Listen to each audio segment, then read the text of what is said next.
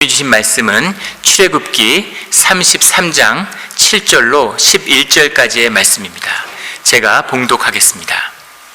모세가 항상 장막을 취하여 진 밖에 쳐서 진과 멀리 떠나게 하고 회막이라 이름하니 여호와를 앙모하는 자는 다 진 바깥 회막으로 나아가며, 모세가 회막으로 나아갈 때에는 백성이 다 일어나 자기 장막문에 서서 모세가 회막에 들어가기까지 바라보며, 모세가 회막에 들어갈 때 구름 기둥이 내려 회막문에 서며 여호와께서 모세와 말씀하시니, 모든 백성이 회막문에 구름 기둥이 서 있는 것을 보고 다 일어나 각기 장막문에 서서 예배하며, 사람이 자기 친구와 이야기함 같이 여호와께서 모세와 대면하여 말씀하시며, 모세는 진으로 돌아오니 눈의 아들 젊은 수종자 여호수아는 회막을 떠나지 아니하니라. 아멘.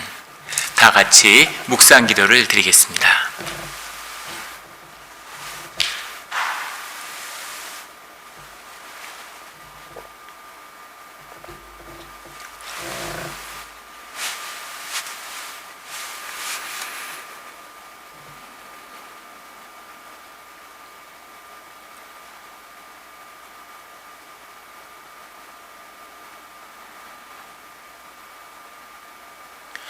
하나님 아버지, 감사합니다. 주의 말씀을 듣고자 저희가 주의 제단 앞에 모였습니다. 우리 마음의 기도와 우리 마음의 묵상이 주님께 연락되기를 원합니다. 감사드리며 예수 그리스도의 이름으로 기도드렸습니다.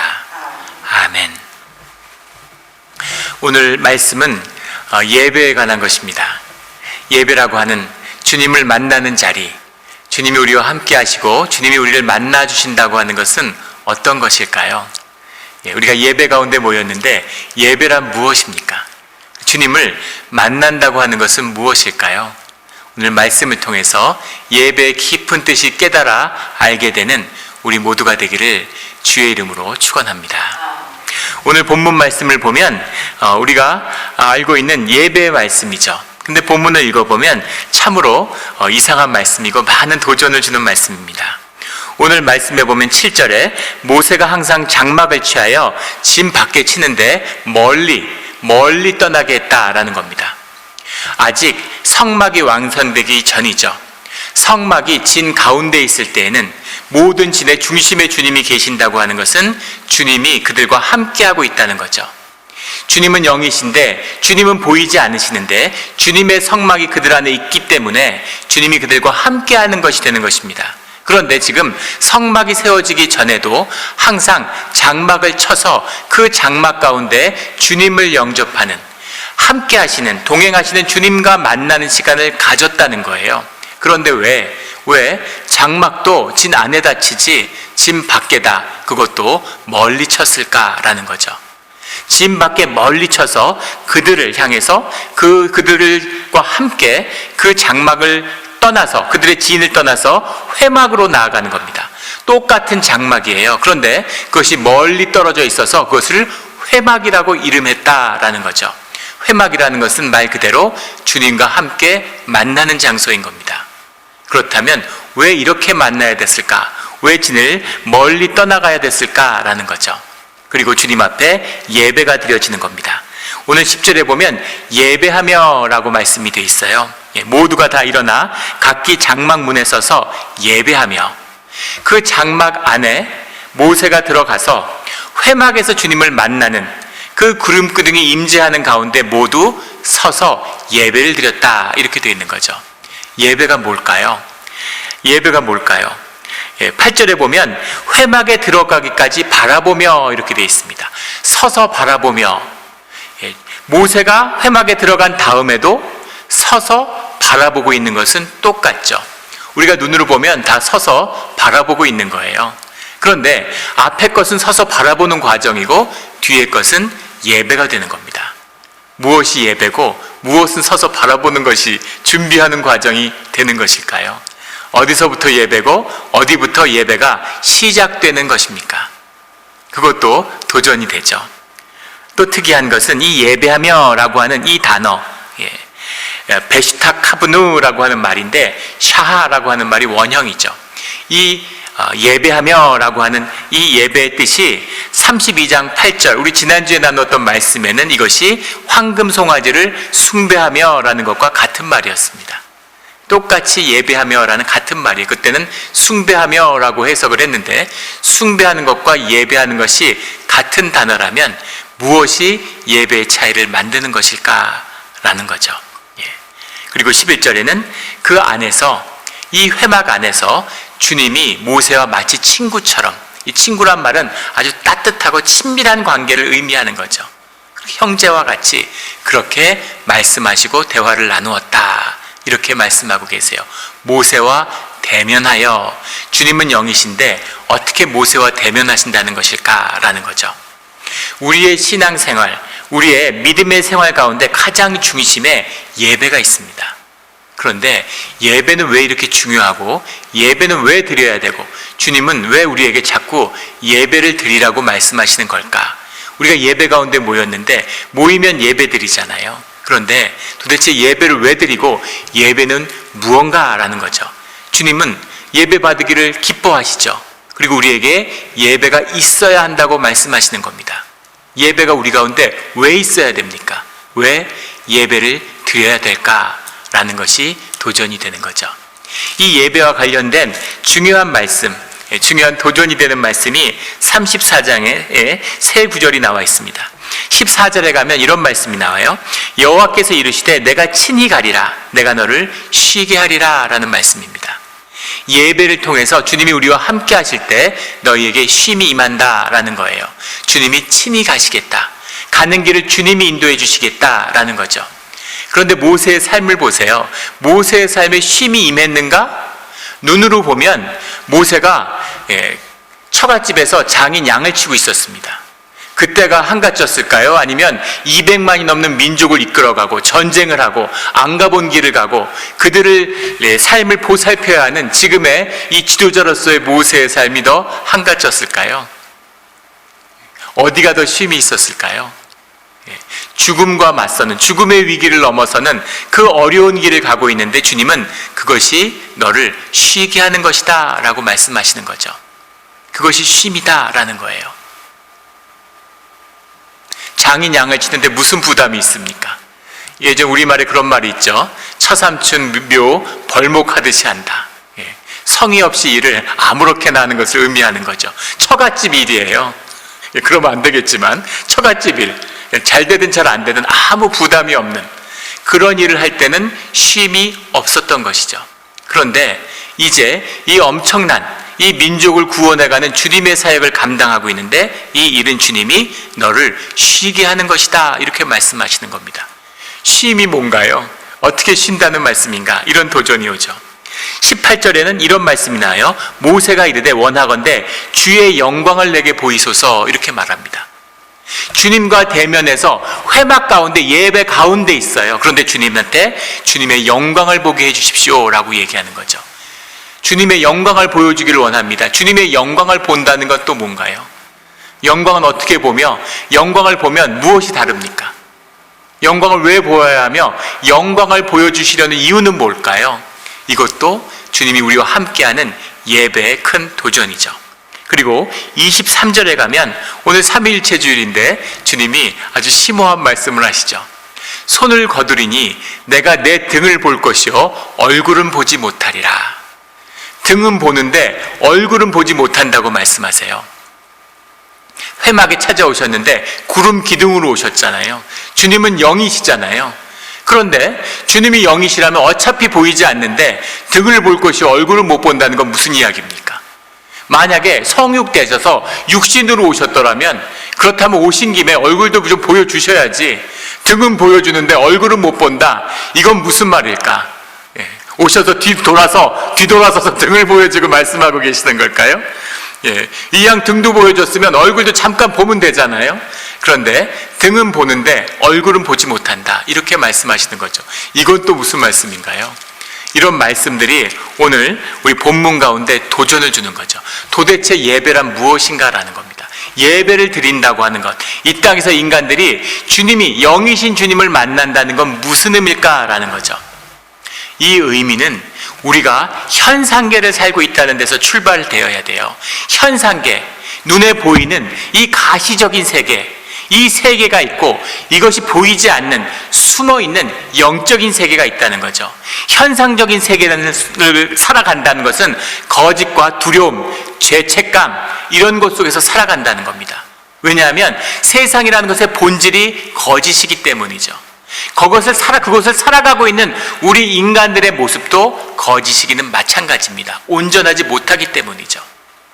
의식적으로 죄를 짓는다, 거짓되다는 의미가 아니라 우리의 존재가 온전함을 잃어버린 죄성 가운데 있다는 겁니다. 그래서 거짓인 우리가 거짓인 세상을 살아가고 있어요. 세상은 끊임없이 변화합니다. 왜냐하면 그것은 껍데기이기 때문이죠. 변하고 또 변해요. 어떻게 변할지 알 수 없습니다. 생각해 보세요. 작년 봄에 기억나십니까? 작년 이맘때는 미국에서 있는 모든 전 세계의 경제학자들이 절대 인플레이션이 오지 않는다고 얘기했어요.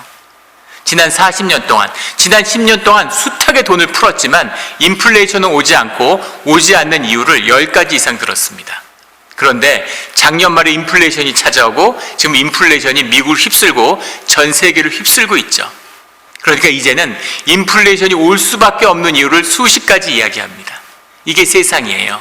끊임없이 변화하는, 고정되지 않는, 확정된 것이 없는, 끊임없이 변화하기 때문에 그 변화하는 세상 가운데 살고 있는 우리 마음 가운데는 두려움과 염려와 회의가 가득한 거죠. 지금은 좋지만 내일 좋을 수 있을까? 이제까진 괜찮았지만 내일 괜찮을 수 있을까? 라고 하는 두려움, 회의, 걱정, 다 가짜니까, 본질이 아니니까 그 거짓으로 살아가는 수치, 이런 것들이 우리를 지배하는 것이다 라는 겁니다. 그래서 세상의 역사라고 하는 것, 땅의 역사라고 하는 것은 결코 완성될 수가 없는 거죠. 실체가 있어야 완성을 볼 거 아니에요. 그런데 끊임없이 변화돼가는 시간 속에서 세상의 결국은 썩어지는 것, 부패하여 썩어지는 것밖에 남지 않는다는 겁니다. 그 현상의 결말이 완성을 이루기 위해서는, 역사가 완성을 이루기 위해서는, 하나님의 섭리가 이 땅에 나타나기 위해서는 하나님의 본질계, 하나님이 움직이시는 그 실제의 역사가 이 땅의 역사와 만나야 되는 거죠. 그것이 만나는, 현상계가 이 입체계와 만나는, 그 뿌리의 본질계가 이 껍데기의 현상과 만나는 그 회복이 있어야지만이 이 껍데기의 세계, 현상의 세계가 현상으로 썩어지는 것이 아니라 그 본질이 회복되는 실제의 역사의 결말을 이루게 된다라는 겁니다. 이것이 역사의 비밀이고 우리 삶의 비밀이에요. 보이지 않는 이 현상에 균열을 내고 보이지 않는 세계를 바라보게 되는 것, 그 세계를 바라볼 수 있게 되는 것이 우리의 예배고 그 예배 가운데 임재하시는 주님의 비밀이죠. 그러면 주님의 비밀, 주님의 임재를 만난다는 것은 무엇입니까? 보이지 않는 영이신 주님을 어떻게 우리가 그 임재를 받을 수 있느냐라는 거죠. 예배의 핵심은 우리가 주님께 드리는 데 있는 것이 아니라 주님의 임재 가운데 있다라는 것을 보게 되는 겁니다. 주님이 함께 하셔야, 주님이 안 오시면 그냥 장막이에요. 주님이 와서 우리를 만나 주셔야 회막이 되는 거죠. 주님이 보이지 않으면 그냥 무리에 지나지 않는 거예요. 그냥 공동체에 지나지 않는 거예요. 주님이 함께 주셔야 교회가 되고 하나의 가족이 되는 것이죠. 그 주님의 임재를 우리가 받아야 되는데, 그래서 이 받음이라고 하는 것, 어떻게 주님을 임재를 우리가 받을 것인가, 이 받음이 우리 신앙의 핵심이 되는 것이죠. 주님의 임재를 우리에게 오는데 어떻게 오세요? 우리에게 말씀을 통해 오시잖아요. 말씀을 주시는데 말씀을 받는다는 건 뭔가, 도대체 받는다는 건 어떤 의미인가, 어떻게 받을 것인가 하는 것이 우리 신앙의 중심적인 도전이 되는 겁니다. 그 받음에 가장 중요한 두 측면이 있는데, 바로 하나는 현상화죠. 보이지 않는 세계가 보이는 세계로 오는 거잖아요. 보이지 않는 실제가 보여지는 것으로 실제화되는 거죠. 그래서 이 현상화에서 중요한 것은 상징입니다. 상징성이 중요해요. 우리의 십자가, 우리의 교회 성전, 똑같은 집인데 왜 성전이라고 합니까? 똑같은 장막인데 왜 회막이라고 해요?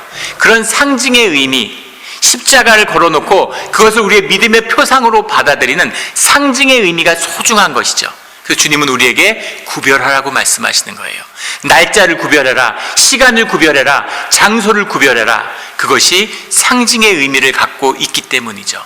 구별된 사람들, 똑같은 사람, 똑같은 죄인인데 구별됐기 때문에 주의 자녀가 되는 그 표상, 그 상징, 그것이 우리가 주님을 받는, 그 임재를 받는 중요한 비밀이죠.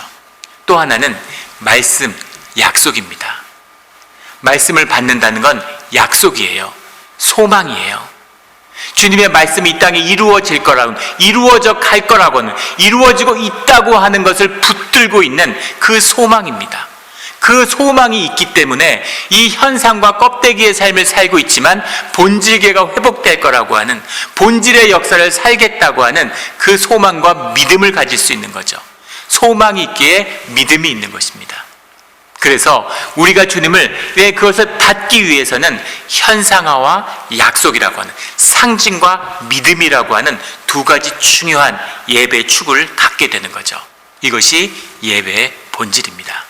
그렇다면 누가 예배자가 되는가? 누가 주님 앞에 나오는가라는 거죠. 그 받기 위해서 우리 사람이 준비해야 되는, 우리 주의 자녀들이 준비해야 되는 가장 본질은 두려움입니다. 경외함이에요. 이 경외함이 있어야 주님 앞에 나올 수 있는 거죠. 이 경외함이 있어야 보이지 않는 세계에 들어갈 수 있는 겁니다. 동시에 보이지 않는 세계를 볼 때 우리 가운데 두려움, 경외감이 드는 거죠. 애티튜드를 얘기하는 게 아니에요. 우리의 경험의 세계를 뛰어넘은, 현상에서 도저히 짐작할 수 없는 주님의 임재를 만나는 그 두려움, 하나님 앞에서는 그 경외감, 이것이 주님과 함께하는 우리의 비밀이라는 겁니다. 이것을 가장 잘 보여주는 말씀이 창세기 28장 16절의 말씀이죠. 야곱이 예배자로 서는 모습이에요. 야곱이 잠이 깨요. 지금 집을 나서서 목숨에 위태로워서 집을 도망 나와서 지금 광야에서 자고 있잖아요. 모든 걸 다 잃었어요. 그런데 주님께 살려달라는 강렬한 마음밖에 없는 거죠. 거기서 하나님을 만나게 되죠. 꿈에서 만나는 겁니다. 현상의 세계, 이 육신의 세계, 육성이 왕성한 야곱에게 주님이 이 현상계에서 야곱을 만날 수가 없어요. 의식이 잠들어 있는 그 꿈의 세계, 그 무의식의 세계에 주님이 나타나는 거죠. 거기서 야곱이 하나님을 만나요. 그리고 잠에서 깨어 이르되 여호와께서 과연 여기 계시거늘 내가 알지 못하였도다, 이렇게 얘기하죠. 여기라고 하는 건 우리의 삶의 자리잖아요. 여기 계시는데, 내 가게에 계시는데, 우리 집에 계시는데, 우리 자녀들과 함께하고 계시는데 그걸 몰랐구나 라고 고백하는 거죠. 과연 여기 계시는데 내가 알지 못하였도다. 이제 깨달은 거죠. 이제 본 것입니다. 주님이 계시겠지만 나와 함께 하시겠어? 우리 몬트레이에 함께 하시겠어? 내 가게에 함께 하시겠어? 우리 예배 자리에 함께 하시겠어? 그런데 과연 여기에 계셨구나, 여기에 주님이 함께 하셨구나 라는 고백이 터져 나오는 거죠. 그래서 17절에 그 하나님을 영접한 고백이 바로 이에 두려워하여 이르되 두렵도다 라는 거죠. 두려워하여 이르되 두렵도다, 두려움이에요. 경외감입니다. 주님의 사람, 보이지 않는 것을 함께하는 사람은 두려움을 느끼는 거죠. 그 두려움이 지켜지는 곳이 우리 예배의 자리입니다. 돌기둥을 세웠어요. 자기가 비구자던 돌기둥입니다. 돌무더기를 가져다가 돌덩이를 비구자던 자기 돌베개를 세워서 거기에 기름을 부었고, 이곳이 바로 성전이다, 주님이 계시기 때문에 그곳이 베델이 된 것이죠. 이것이 예배의 비밀이고 임재의 비밀입니다. 그 돌베개가 뭐예요? 그냥 돌덩이, 자기가 조금 전에 비구자던 돌이잖아요. 그런데 그 돌이 주님의 성전이 되는 것이죠. 주님 앞에 쌓은 제단이 되는 것입니다. 상징이에요. 내 두려움으로 주님의 믿음, 주님이 나와 함께 해주실 거라는 소망 가운데 그 돌기둥을 믿음의 표상으로 세우는 것이죠. 그렇게 예배가 이루어지고 그렇게 신앙의 길이 열리는 겁니다. 이게 신앙이에요. 무슨 종교행위하고 교회에 와서 맞춰주고, 교회에 와서 사람들이 모여 있으니까, 문화가 있으니까, 관습이 있으니까 타성이 있으니까 거기에서 내가 적당히 맞춰주고 인정받고 뭔가 반대급부가 있고, 이런 건 종교 생활입니다. 신앙이라는 것, 사람들을, 하나님을 바라보는 것과 하나님께 예배하는 것의 차이는 주님의 임재를 내가 받았느냐, 주님의 보이지 않는 세계를 내가 보았느냐, 그것과 내가 함께하고 있느냐라고 하는 것이 예배자와 예배를 흉내내는 종교인을 가르는 비밀인 것이죠. 우리 모두 주님을 섬기고 두려움으로 주님 앞에서는 예배자와 그런 진짜 예배가 되기를 예수 그리스도 이름으로 축원합니다. 이것이 이루어진 다음에 이거 예배자로 섰는데, 우리가 예배자로 두려움 가운데 주님의 말씀을 받으러 나갔을 때 그 다음에 중요한 문제는 주님이 우리를 만나 주시는가라는 거죠. 주님이 우리가 아무리 준비가 되고 아무리 받으려고 해도 그렇다고 해서 천국의 열쇠의 비밀이 열리는 게 아니에요. 우리가 열쇠를 열고 들어가는 게 아닙니다. 보이지 않는 세계로 들어갈 수 있는 게 아니에요. 주님이 열어주셔야, 주님이 만나 주셔야 만날 수 있는 거죠. 그렇다면 준비가 다 됐는데 주님은 어떤 사람을 만나 주시느냐, 누구를 만나 주시느냐 하는 숙제가 남아있는 거죠.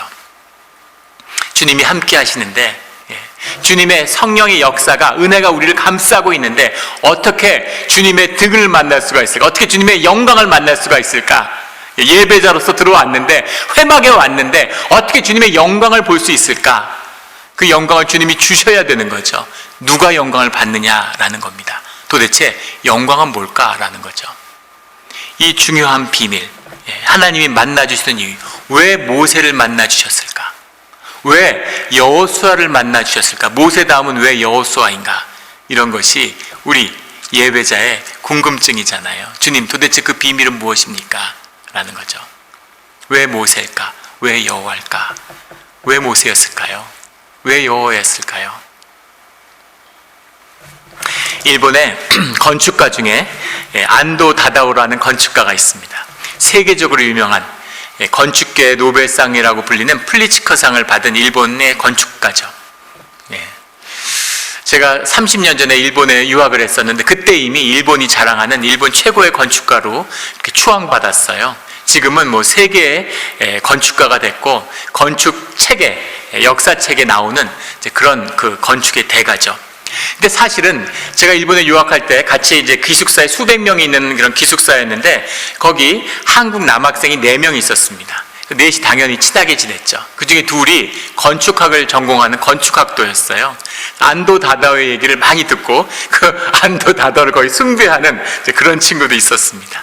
안도 다다오에 대한 수많은 얘기를 하는데 그가 왜 그렇게 위대하고 사람들이 좋아하는지. 근데 저는 사실은 반대로 보였습니다. 사람들이 좋아하기 때문에 위대한 것처럼 얘기하는 게 아닌가. 왜냐하면 전혀 위대해 보이지 않았기 때문이에요. 이 사람이 굉장한 인기가 있었는데 인기가 있는 것은 이 사람이 내러티브가 있기 때문이죠. 이토 도요라고 하는 이 동갑내기 건축가와 쌍벽이에요. 이토 도요도 플리츠커상을 받은 세계적인 건축가죠. 이토 도요는 일본의 엘리티시즘을 상징합니다. 동경대를 나오고 뭐 승승장구한 일본의 그 밝은 쪽을 대표하는 그런 주류의 사람인데, 이 안도 다다오는 비주류의 상징 같은 인물이죠. 고등학교밖에 안 나왔어요. 고등학교밖에 안 나오고 중고등학교 자기가 잘하는 게, 유일하게 잘하는 게 싸움질밖에 없어서 권투 선수가 돼서 프로 권투 선수 생활을 실제로 했다고 합니다. 프로 권투 선수를 하다가 프로 권투에 전망이 없다는 것을 깨닫고 그리고 이제 건축 일을 시작하는데 동네에서 인테리어 가게에서 일을 했어요. 성실하고 열심히 일하니까 동네에서 아주 부침성 있고 이 애프터 서비스를 잘 해주는 사람이다. 무슨 얘기를 해도 와서 다시 잘 고쳐준다. 그래서 인테리어 가게를 운영하던 그런 청년이었습니다. 근데 이 청년이 드 부르주에라고 하는 아주 그 유명한 프랑스의 그 건축의 대가가 있죠. 그 사람을 너무 좋아해가지고 그 사람의 모든 설계책을 가져다가, 뭐 유명한 얘기예요. 설계도에 관한 그 사람 책이 있는데 그 책을 사고 싶은데 돈이 없으니까 그걸 헌책방에서 몰래 숨겨놓고 몇 달 동안 매일 훔쳐보면서 숨겨놓고 돈을 모아서 그 책을 사들이고, 설계도면에 하얀 백지를 대고 계속 베껴서 그리면서 언젠가는 가서 한번 건축을 배워야지 하는 꿈이 있었다는 거죠. 돈을 모아서 드디어 프랑스에 유학을 떠나게 됐는데, 뭐 정식 학교에 들어간 게 아니라 건축가를 만나러 간 거죠. 도착해 보니까 한 달 전에 돌아가셨다는 그런 비통한 소식을 듣고 돌아온 이야기가 있잖아요. 사람들이 좋아하는 거죠.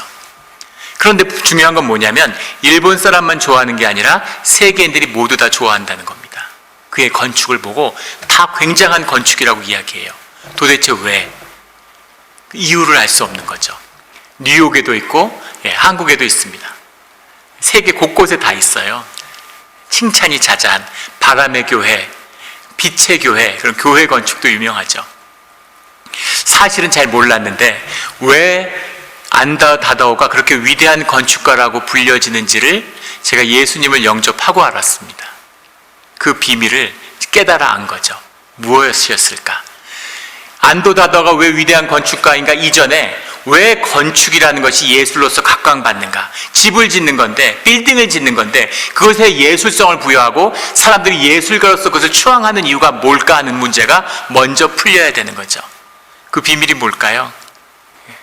그 가장 중요한 건축이 예술이 될 수 있는 비밀은 건축이 모든 예술 중에 유일하게 중력을 거스르는 것에 있다라고 전문가들, 문명사가들은 이야기하죠. 모두 다 중력에 묶여 있어요. 우주에 사는 모든 생명체가, 모든 물질이 다 중력 앞에 꼼짝 못합니다. 그런데 오직 인간이 중력에 도전하고 있죠. 우리가 물건을 들잖아요. 중력 때문에 꼼짝 못하는데 우리가 중력을 이겼습니다. 지금 중력을 거스러요. 중력을 거슬려서 그 건물을 쌓아 올리는 중력을 대항해서 우리의 묶임 가운데 그걸 풀어보려고 도전하고 있는 역동이 건축의 본질이라는 거죠. 그래서 건축을 쌓아 올리면 사람들이 감동을 받는다는 거예요. 쾰른 성당, 노트르담 성당 같은 걸 보면 신심이 없는 사람들도 큰 감동을 받죠. 왜 감동을 받을까? 그 구조체 자체가 중력을 이겨내기 위한, 중력을 이기고 하늘로 가기 위한 인간의 몸부림이라는 겁니다. 그 몸부림, 그것이 사람에게 감동을 준다는 거예요. 그런데 현대 건축은 그 감동을 잃어버렸다는 거죠. 왜냐하면 콘크리트 건축물을 세우면 옆에다 5겹을 대요. 뭐 여러 가지 쭉 붙이고 마지막에 벽지까지 붙여서 5개를 대서 그 건축물의 중심을 보완하는 거죠. 그런데 안도 다다오는 잘 아실 거예요. 아마 모르시는 분은 구글에 찾아보시면 압니다. 노출 콘크리트라고 하는, 콘크리트를 그대로, 그 회색의 콘크리트 벽을 그대로 쓰는 거예요. 집채로. 구멍이 뻥뻥 뚫려 있는 그 콘크리트 벽으로 집을 짓는 겁니다. 보면 아름답지가 않아요. 콘크리트 건물을 그냥 쌓아 올렸는데 보면 짓다 만 것 같죠. 근데 왜 그런 건물을 지을까에 대한 수많은 사람들의 해설이 있었는데 마지막에 본인의 대답은 돈이 없어서 이 콘크리트 건축물에다가 내구재 같은 걸 대면 돈이 많이 드니까 그냥 그걸 자기 스타일로, 건축비를 아끼기 위한 자기 스타일로 만든 거라고, 그래야 경쟁할 수 있으니까 그렇게 어이없는 대답을 내놨죠. 그런데 그 노출 콘크리트가 일으킨 그 신드롬은 무엇이? 노출 콘크리트 너무 많잖아요. 너도 나도 씁니다. 우리 몬트레이 바닷가에 가도 노출 콘크리트 건물 쉽게 발견할 수 있죠. 노출 콘크리트 건물이 다시 부활한 의미는 무엇이냐면, 노출 콘크리트가 감추어졌던 건축의 본질, 그 구조가 드러내고 있는 그 중력을 대항하는 그 건축의 역동성, 그 구조라는 것을 다시 밖으로 드러낸 게 노출 콘크리트였다라고 보는 것이죠. 이것이 안도 다다오가 의도하지는 않았을지라도 그를 통해 사람들이 열광했던 가장 본질의 감정을 드러내는 겁니다. 이 감동이죠. 우리의 삶이 주어진 조건에 꽉 묶여 있어요. givens. 주어진 거에 묶여 있는 거예요. 삶이 꼼짝을 못해. 세상에 꼼짝 못하게 묶여가지고 세상에 정죄를 받는 겁니다. 넌 인물이 없잖아.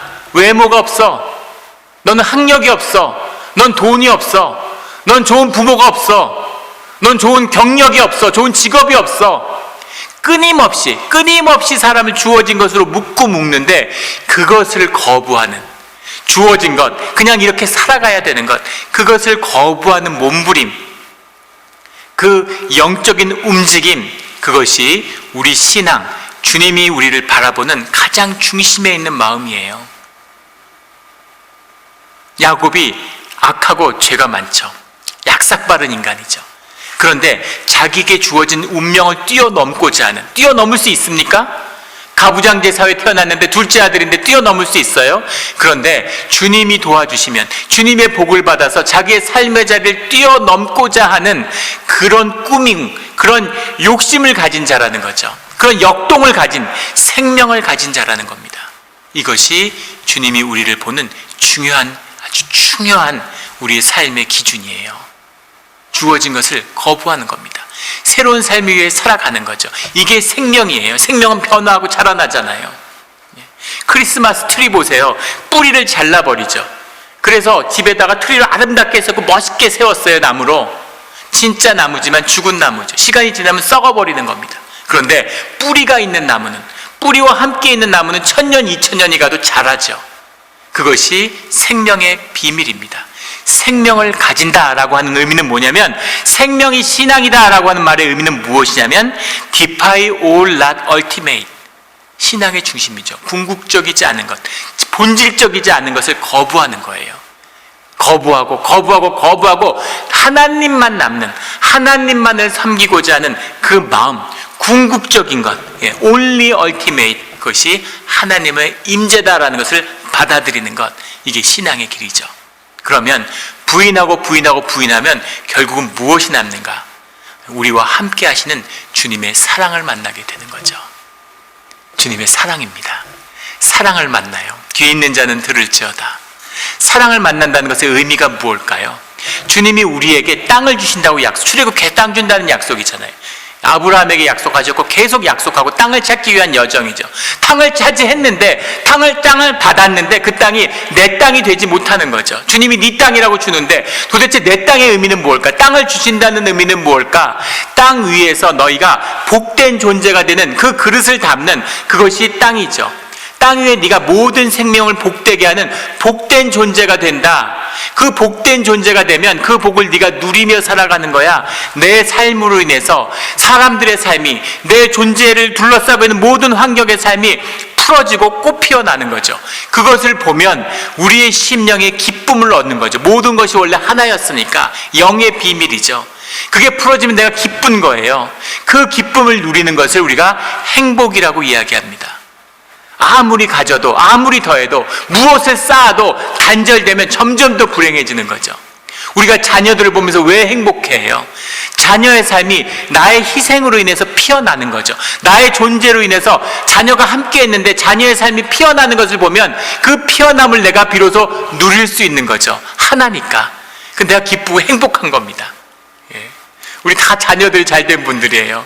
우리 교회에서 감사한 거는 다 자녀들이 보면 복을 받아요. 그걸 통해서 우리에게 기쁨을 누릴 수 있는, 하나됨의 기쁨이 무엇인지를 누리게 하는 하나님이 주시는 축복을 우리가 받는 것이죠. 이것이 복된 삶, 하나님의 약속을 누리며 살아가는 삶입니다. 이 삶을, 말씀을 믿음으로, 육신으로 살아가는 삶, 그것이 성령이 우리와 함께하는 삶, 그것이 성육된 삶입니다. 그게 무엇인지를 예수님이 보여주셨죠. 복된 삶이 무엇인지, 그 복된 삶을 영접한, 살아있는 사람을 하나님이라고 고백했어요. 베드로가. 말이 됩니까? 어떻게 살아있는 사람을 하나님이라고 그래요? 그런데 그것을 본 거예요. 그것을 보고 그 고백을 믿음으로 주님 앞에 드리니까 예수님이 뭐라고 말씀하셨냐면 마태복음 16장 19절의 말씀이죠. 내가 천국의 열쇠를 내게 주리니, 내가 천국의 열쇠를 내게 주리니 내가 땅에서 무엇이든지 매면 하늘에서도 매일 것이요, 내가 땅에서 무엇이든지 풀면 하늘에서도 풀리리라, 이렇게 말씀하시죠.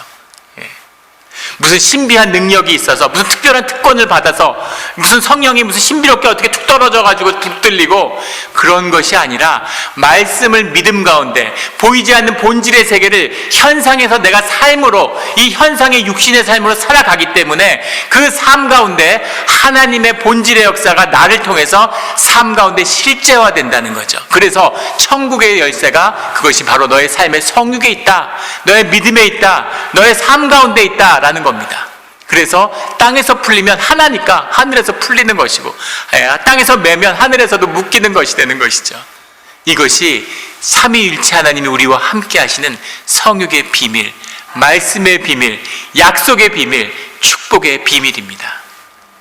이 비밀이 교회 가운데 있는 것이죠.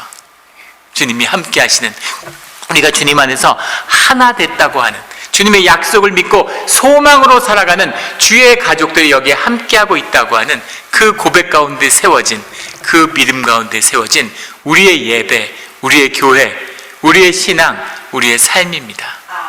복된 것이죠. 축복입니다. 이 축복을 받아서 세상에서 썩어지는 것이 아니라 소망 가운데서 자라가는 우리의 삶의 자리가 되기를, 모든 주어진 세상의 거짓을 깨버리는 믿음으로 자라나는 우리 삶의 자리가 되기를 주의 이름으로 축원합니다. 함께 기도드리겠습니다.